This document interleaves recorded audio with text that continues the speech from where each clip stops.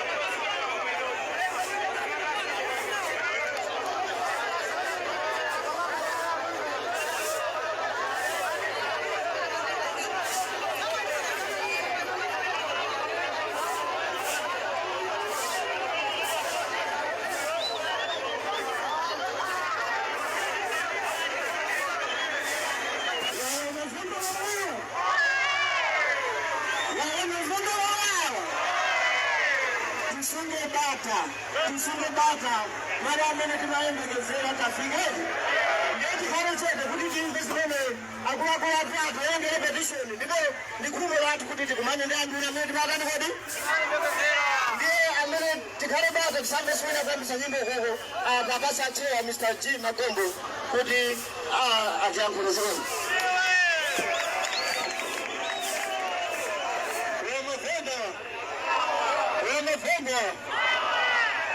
Kufe ndana hapa Mulungu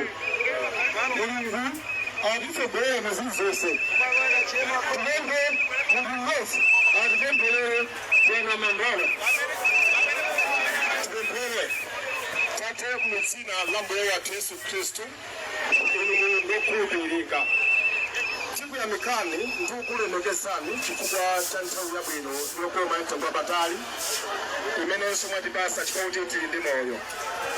Atate ndikupemphera naenatu ana anu onse amene ali mchiuchi malo ano ali ndi misonzi imene misonzi yawo Yehova opapukuta ndinuyo. Tikupemphera kuti Ambuye china chilichonse chimene tifuna kupereka malo ano tikudziwa kuti anthu amene tifuna kukumana nawo ndi anthu amene sili ni Mulungu munawalenga mu chifanizo chanu, munawapasa makutu omvesesa komanso ndi nzeru ndi luntha pokhulupirira kuti malo ano akatimvesesa chifukwa anthu onse abwera pano ndi olira ndi othodwa ingakhale ana Israeli atadusa mnyengo zowawa koma lilipo tsiku limodzi limene Mulungu munapereka mayankho.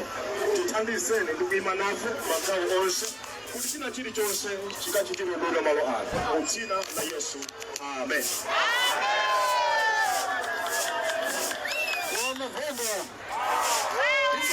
twese tukayebana pang'ono tikatero tidzemba nyimbo ya mfumu yathu, nyimbo ya dziko lathu, nyimbo ya dziko lathu ikangozindikira tukayebana pang'ono aliyesaza pale pembulo lake paika mtima mwake paika pambuyo pemburoni. Mimi mfano sinazungumza zatu amena kudali na majenda zatu anaanza kusia.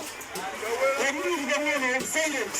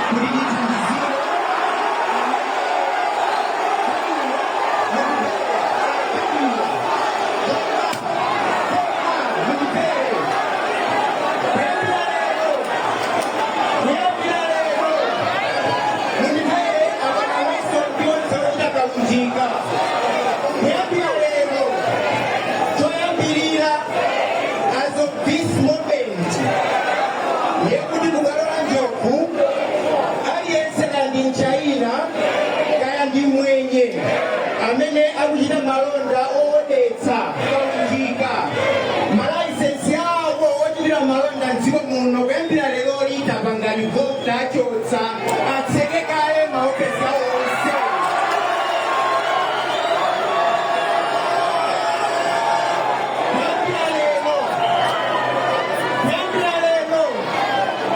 kuyambira pano pamene tikulankhula pano akuluakulu onse amene timayendetsa bizinesi yakaunjika mafuno anu ifeyo tikuwadziwa takhala tikulankhulana ndipo